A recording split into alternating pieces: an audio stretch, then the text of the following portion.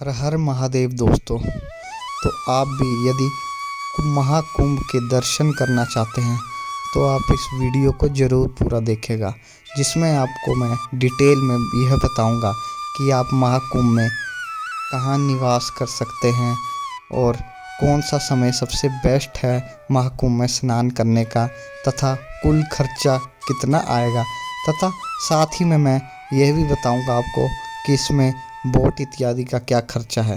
तो चलिए अपनी इस वीडियो को शुरू करते हैं हम भगवान महादेव के नाम से। हर हर महादेव।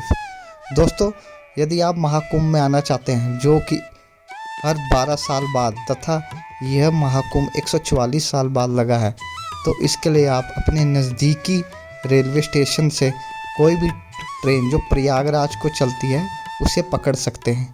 साथ ही में सरकार ने, हमारी केंद्र सरकार ने महाकुंभ के लिए कुछ विशेष ट्रेनें भी चलाई हैं। और यदि आपको टिकट बुकिंग में थोड़ी परेशानी होती है, जो कि हमारे रेलवे विभाग की तरफ से वेटिंग लिस्ट में डाल दी जाती है, तो आप स्लीपर बस द्वारा भी आ सकते हैं।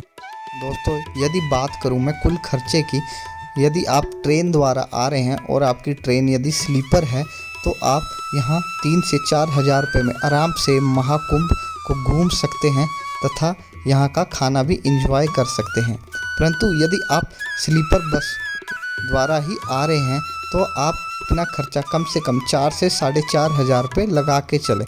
दोस्तों, यह कुल खर्चा मैं उन दोस्तों के लिए बता रहा हूँ जो लंबी दूरी तय करके महाकुंभ में आ रहे हैं। यदि आपका घर भी प्रयागराज से कुछ ही दूरी पर स्थित है, तब आपको इतना खर्चा इत्यादि करने की कोई ज़रूरत नहीं है। आप 500 से 1000 रुपये में भी अच्छे से यहाँ घूम फिर सकते हैं। बात करूँ यदि मैं यहाँ रहने की, तो आपको यहाँ सेक्टर 25 में गवर्नमेंट शिविर मिल जाएंगे, जहाँ आप आसानी से 150 से 200 रुपये में रह सकते हैं।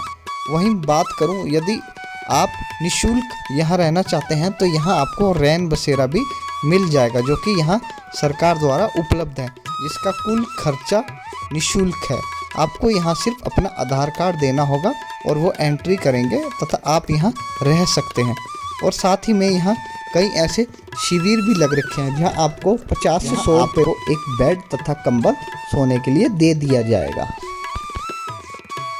दोस्तों, यदि मैं बात करूं, आप इस महाकुंभ में भीड़ से बचकर त्रिवेणी संगम में डुबकी लगाना चाहते हैं, तो इसका सबसे बेस्ट और आसान तरीका है आप यहां अरैल घाट में सीधा आ जाएं, जो कि नैनी ब्रिज को क्रॉस करके है, जो अरैल घाट सेक्टर 23 में है। तो इसकी कुल दूरी संगम रेलवे स्टेशन से 8 किलोमीटर तथा प्रयागराज जंक्शन से इसकी दूरी लगभग 11 किलोमीटर है। दोस्तों, यदि बात करूं मैं यहाँ कुल किराए की, तो प्रति व्यक्ति 1000 से 700 रुपये है। यदि आप अच्छे से नेगोशिएट कर सकते हैं तो वो कम भी हो सकता है।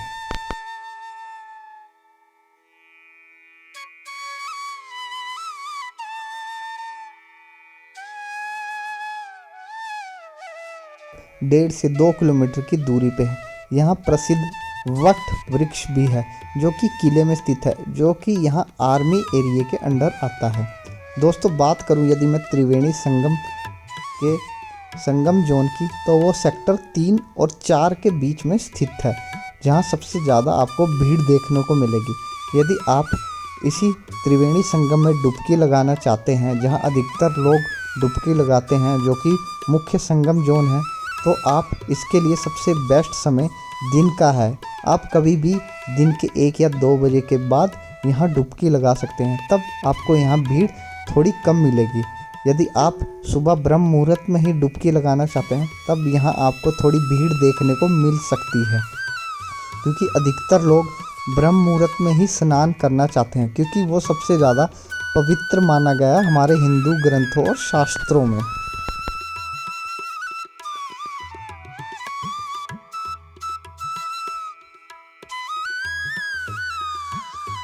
साथ ही यदि मैं बात करूं यहाँ शौचालय व्यवस्था की, तो वो भी यहाँ बहुत ही सुविधाजनक है। यहाँ आपको हर सेक्टर में शौचालय मिलेंगे। साथ ही यदि आपको इस बात की भी चिंता है कि यहाँ चेंजिंग रूम की व्यवस्था है या नहीं, तो हाँ मित्रों, यहाँ चेंजिंग रूम की भी व्यवस्था है, जो कि बिल्कुल घाट के बिल्कुल पास में ही बनाया गया है। हाँ, यदि आप सोलो यहाँ ट्रैवल कर रहे हैं तो आप अपने सामान का ज़रूर ध्यान रखें, क्योंकि जब आप डुबकी लगाने जाएंगे तो आपको अपना सामान भी ऐसी जगह रखना होगा जहाँ से कोई इसे चोरी ना कर सके।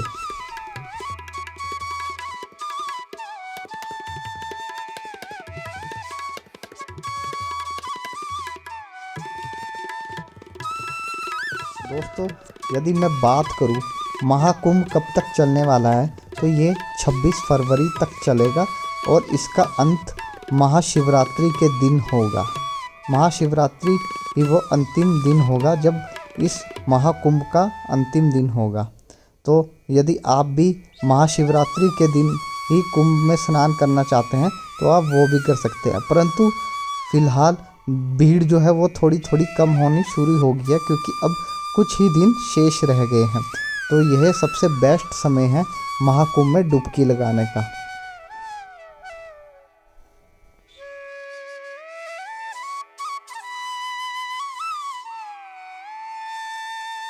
दोस्तों, बात करूं कि प्रयागराज में और क्या क्या है घूमने के लिए, तो मैं आपको यहाँ बताना चाहूँगा। प्रयागराज में यहाँ लेटे हुए हनुमान जी का मंदिर, साथ ही में यहाँ आदि विमान शंकराचार्य जी का मंडप तथा नाग वासुकी मंदिर है, जिसे आपको ज़रूर जहाँ जाकर दर्शन करने चाहिए। दोस्तों, यदि बात करूँ मैं प्रयागराज से वाराणसी की दूरी, तो वो लगभग 120 किलोमीटर है, परंतु वहाँ भी अत्यधिक भीड़ देखने को मिल रही है, क्योंकि कुंभ से सभी लोग दर्शन करके वाराणसी को ही जा रहे हैं। तो वहाँ आपको काशी विश्वनाथ जी के दर्शन करने में लगभग 5 से 6 घंटे लग जाएंगे। तो दोस्तों, यदि आपको यह वीडियो इन्फॉर्मेटिव लगा हो तो आप भी इसे अपने दोस्तों के साथ ज़रूर शेयर कीजिएगा, तथा आप भी यदि कुंभ आना चाहते हैं तो अभी शीघ्र अतिशीघ्र कुंभ आ जाइए।